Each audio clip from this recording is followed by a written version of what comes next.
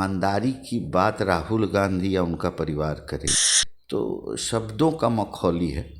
राहुल गांधी और प्रधानमंत्री में ज़मीन आसमान का फ़र्क है। तो पेट्रोल डीजल की जो कीमतों पे एक जो वृद्धि है, समय काल थोड़ा लगेगा जिसके बाद उसको व्यवस्थित करने की स्थिति में है। नमस्कार, आप देख रहे हैं लाइव सिटीज। मैं हूं आपके साथ सौरभ राज। महंगाई को लेकर के सरकार के ऊपर लगातार प्रेशर बनाया जा रहा है। विपक्ष के द्वारा से आम जनता भी परेशान नजर आ रही है, लेकिन सरकार की तरफ से लगातार ये कहा जा रहा है कि महंगाई कुछ भी नहीं है पिछले यानी कि यूपीए सरकार के मुकाबले। हमारे साथ हैं बीजेपी के राज्यसभा सांसद विवेक ठाकुर। सर, जिस तरीके से आम जनता परेशान नजर आ रही है, पेट्रोल डीजल के दाम आसमान छू रहे हैं, उसके बावजूद भी आप लोग कह रहे हैं कि महंगाई नहीं बढ़ रही है।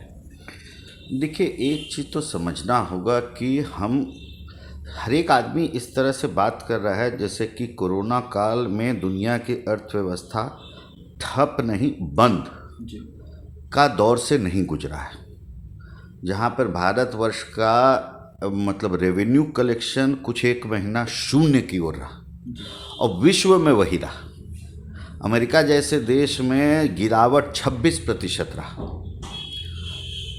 लेकिन जब सब कुछ चालू हुआ है सुचारू रूप से, तो ज़िंदगी को आगे भी चलना है और उसके लिए जब आप ठप हुआ तो कोई भी प्रोडक्शन का एक प्रक्रिया है जी, कि अगर बंद है प्रोडक्शन तो फिर चालू होने में एक साइकिल लगता है जो घूमता है जी। तो तेल का भी आयात निर्यात उसी दौर से गुजरा है।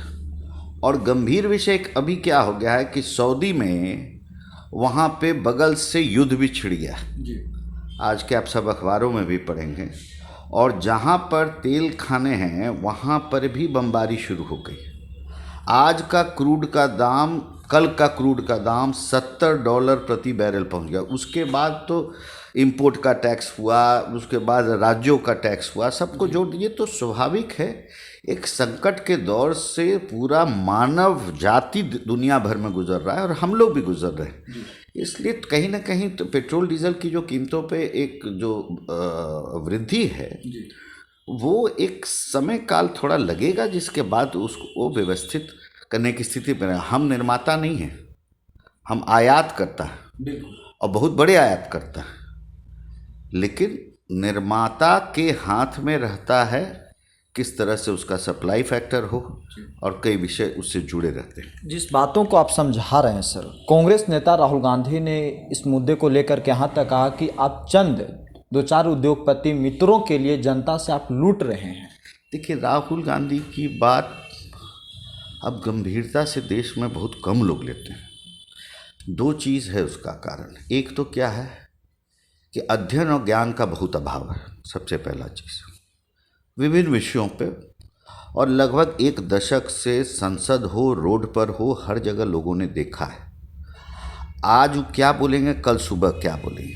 वो एक जिस तरह से बहुत पहले उनके बारे में बोला गया था, 5 दिन वो सत्र अटेंड करते थे, 25 दिन गायब रहते थे, कि गुरिल्ला वॉरफेयर जैसा वो काम करते हैं, वैसे ही उनका सामाजिक जिंदगी पूर्ण रूपेण है। आज कुछ बोलेंगे, कल कुछ बोलेंगे। लेकिन कई बार ऐसा जो है प्रामाणिक रूप से दिन दुनिया में सब जगह प्रमाणिक हो चुका है। राफेल का हल्ला किए, राफेल आ गया देश के पास। हर एक आदमी जो जा रहा है अगर राफेल को टीवी पे भी देखता है तो मन उसका प्रसन्नचित रहता है। तो राहुल गांधी की बात छोड़ दीजिए, अब उनके नेतृत्व में आप कांग्रेस में देख ही रहे हैं कि कितने चंद लोग बचे हुए हैं और भगदड़ के करार पर है पूरा कांग्रेस।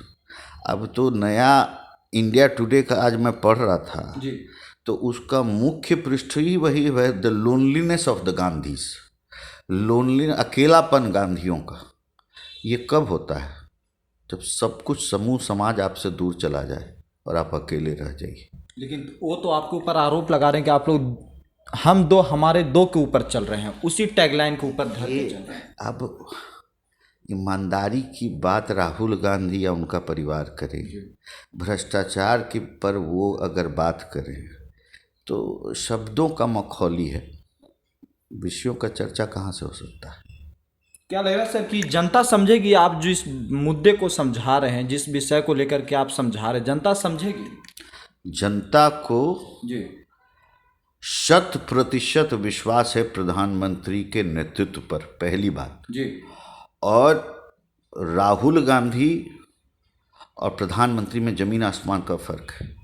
एक सेवक है जी जिसका कुछ नहीं है, सिर्फ मातृभूमि ही उसका सब कुछ। एक है जो मातृभूमि बाद में आता है, सब कुछ बहुत कुछ। तो ज़मीन आसमान का दो व्यक्तित्व का फर्क है। चलिए शुक्रिया सर, थैंक यू।